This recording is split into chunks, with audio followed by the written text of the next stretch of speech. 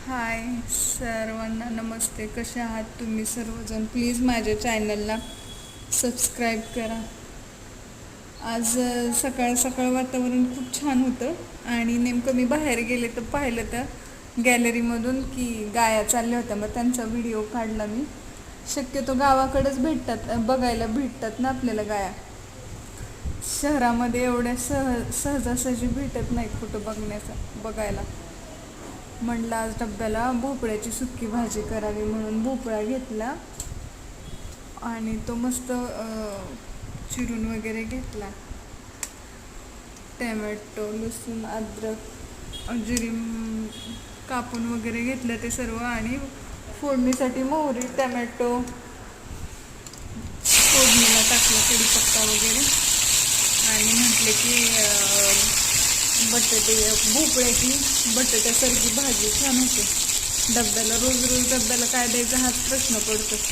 म्हणून म्हटलं घरामध्ये भोपळा होता, मग म्हटलं भोपळ्याचीच भाजी करावी सुक्की म्हणून भोपळ्याची भाजी करून अशी करून घेतली.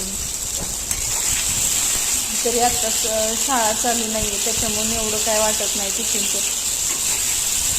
कसं तरी कशी भाजी दिली तरी चालते, पण मुलांना आवडती तीच भाजी द्यावी लागते डब्याला, नाही तर त्यांचे लई नखरे असतात खाण्याचे.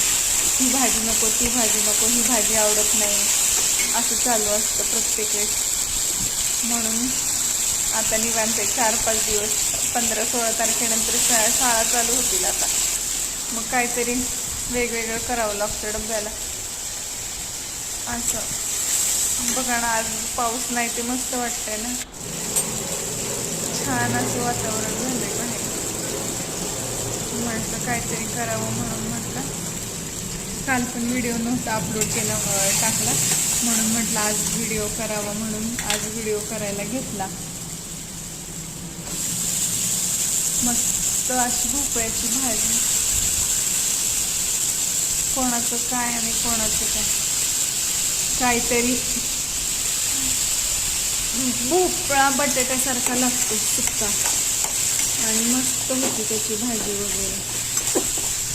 जास्त थोडंसंच पाणी ओतलं होतं मी भोपळ्यामध्ये, अर्धा पेला वगैरे ओतला होता आणि नंतर त्याच्यामध्ये शेंगदाण्याचं कूट वगैरे टाकून मस्त असा सुक्का करून घेतला होता भोपळा आणि मग तो डब्याला दिला त्यांच्या.